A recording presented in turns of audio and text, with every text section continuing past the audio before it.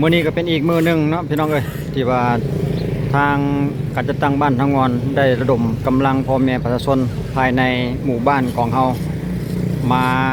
อนามัยออกให้งานรวมวันเสาร์แดงอยู่ตามเส้นทางหมายเลข10พี่น้องเอ้ยในขอบเขตบ้านทางงอนส่วนทางนี้ก็คือด้านลุ่มของตลาดทางงอนเฮาก็อยู่ทางด้านหน้าด้านบนที่เราเห็นนั่นเนาะเป็นทางโค้งหน่อยนึงแล้วก็ลงมาเส้นทางนี้ก็ชายแดนไปหาบ้านท่าสว่างเนาะเพื่อเป็นการคำนับรับต้อนวันศาสตร์เนาะวันที่2 ธันวาที่จะมาถึงในมนี่เนาะทางบ้านทางวันเฮาก็มีการทำความสะอาดเพื่อจบงามตามเส้นทางภายในหมู่บ้านของเฮาเองก็จะเป็นเศษถุงยางแบบนี้ลักษณะนี้เนาะจะเป็นกล่องแล้วก็จะใส่เป่าเพื่อจะเอาไปไว้ให้รถชิ้นเหยื่อเพิ่นมาเก็บอีกตามหลังส่วนโตที่ว่าเป็นเกาะกลางนี่ก็ต้นไม้ก็จะเป็นประเภทดินพี่น้องจะเป็นดินเป็นหินเป็นทรายที่ว่าเป็นตกเหยื่อกับรถกับลาที่ว่าเพิ่นใช้สัญจรไปมาหั่นล่ะวะก็ส่วนหลายจะเป็นดินประเภทนี้ก็จะส่วนใส่เป่าแล้วก็หลังจากนั้นเพิ่นก็จะนำขึ้นรถไปเอาไปย้ายเอาไปที่แต่ละหอมทุกหอมแต่ละหอมแต่ละซอยได้ที่ว่าเป็นคุมเป็นทางบดีหั่นล่ะวะ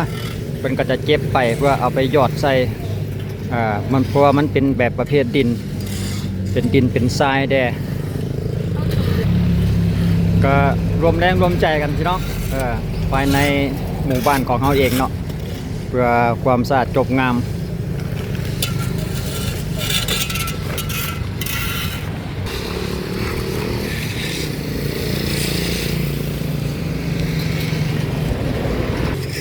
อากาศก็เริ่มหนาวๆเย็นๆนะพี่น้องเอ้ยช่วงมื้อนี้ก็วันที่29เนาะส่งท้ายเดือนพฤศจิกอีกบ่กี่มื้อก็เข้าสู่เดือนธันวาเนาะก็เลยต้องได้ระดมกำลังของประชาชนภายในหมู่บ้าน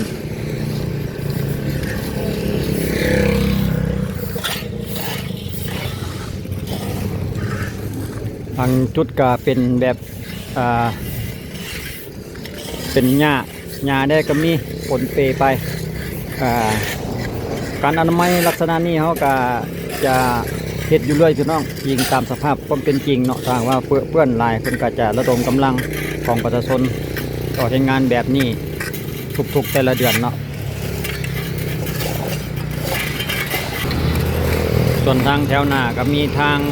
ปกสเนาะการห้องในบ้านเพิ่นก็จะให้ถือธงเพื่อเป็นสัญญาณเตือนว่าทางอยู่ริมทางอยู่แคมป์ทางเพิ่นมีการอนามัยเพิ่นก็รักษาความปลอดภัยให้ของสมาชิกไปนำเนาะเป็นถือธงในสัญญาณของรถเพิ่นอยู่สปป.ลาวก็ยังใช้ให้งานคนอยู่พี่น้องเลยเรื่องจักรจนกลไกก็ยังขัดเคืองอยู่เนาะก็ต้องได้เฮ็ดเอางานของประชาชนเพื่อประกอบส่วนช่วยสร้างสรรค์พัฒนาบ้านเมืองพี่น้องในขอบเขตบ้านทางงอนเฮา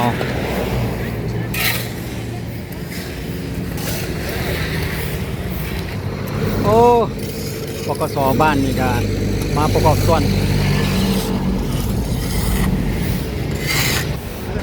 นอีกริมเป็นกระจาเจ็บเกี่ยวกับประเภททุงยางเป็นชิ้นเนื้อเนาะสร้างกระบวนการพี่น้องให้มันพดพื้นไปนำ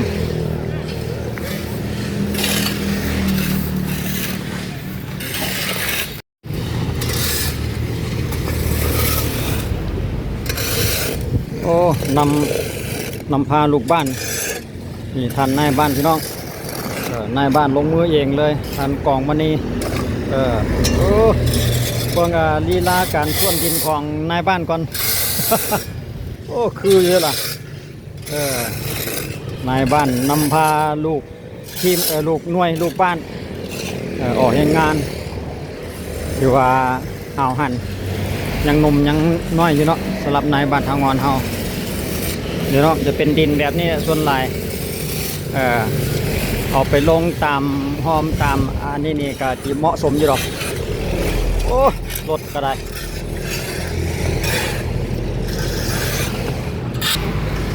จะมีแบบเก็บถุงยางเก็บเศษหญ้าแน่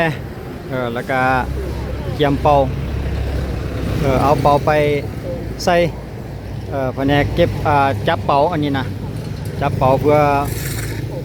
ให้มีอีกส่วนหนึ่งเป็นเอาส่วนตักใส่เป่าให้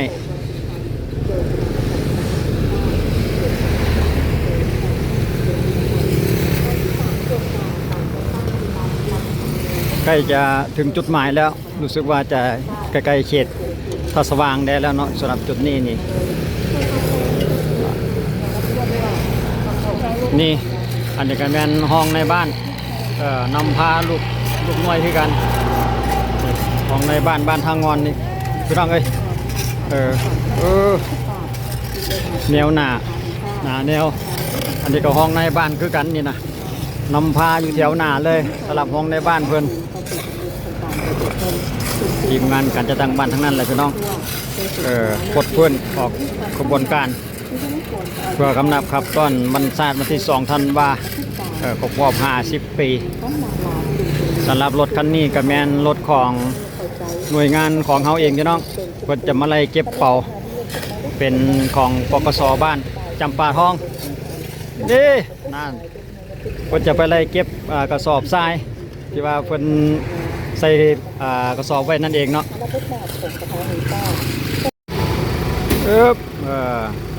เอาเดี๋ยวจะให้สาวหนุ่มมาช่วยอีกเพื่อเอาขึ้นรถต้องมี2 คนเนาะเดี๋ยวเขาจะ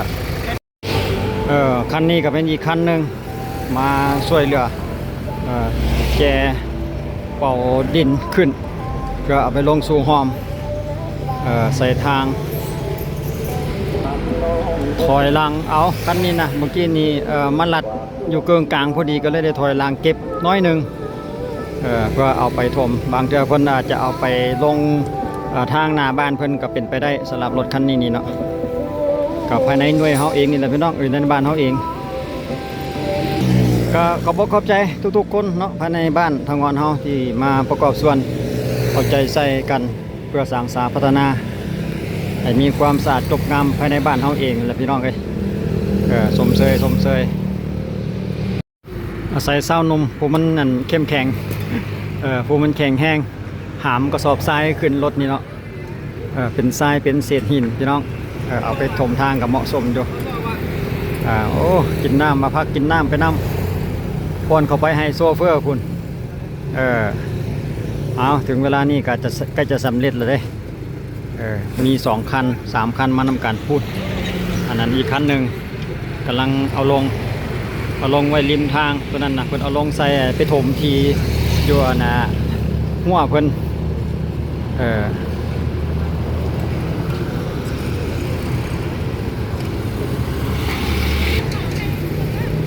ขอสมเสยพี่น้องเอาใจใส่สร้างสรรค์พัฒนาออกให้งานร่วมกันแต่ละคนแต่ละสหายขอให้อยู่ดีมีแห้งเข้มแข็งสุขภาพแข็งแรงทุกคนที่มาออกให้งานรวมทั้งทุกท่านที่ติดตามและรับชมคลิปวิดีโอนี้เนาะขอให้โชคดีสุขภาพแข็งแรงทุกทั่วหน้ากันทุกคนนี่เห็นบ่นายบ้านเพื่อนประกอบส่วนขนมอมให้สมเสยแถมขนมบัดสุดท้ายมาถึงเวลานาทีนี้ก็ถือว่าใกล้จะสำเร็จเสร็จสิ้นแล้วเนาะจุดนี้ก็คืออยู่ขอบเขตบ้านทางงอนเฮาได้พี่น้องส่วนทางด้านหน้าส่วนจุดกลับรถนี่ก็กันไกลจุดนี้เป็นแล้วก็เป็นเขตทางสว่างสำหรับเขตทางงอนเฮาก็อยู่จุดนี้แล้วถือว่าสำเร็จเสร็จสิ้นพี่น้องสำหรับการอนามัยออกให้งานรวมเพื่อกำนับขับต้อนวันชาติที่2 ธันวาครบรอบ50 ปีสำหรับปี 2025ส่งท้ายเดือนส่งท้ายปีสะอาดจบงามเอาไปเจอกันใหม่ในปี 2026พี่น้องสำหรับคลิปนี้ขอบใจสบายดี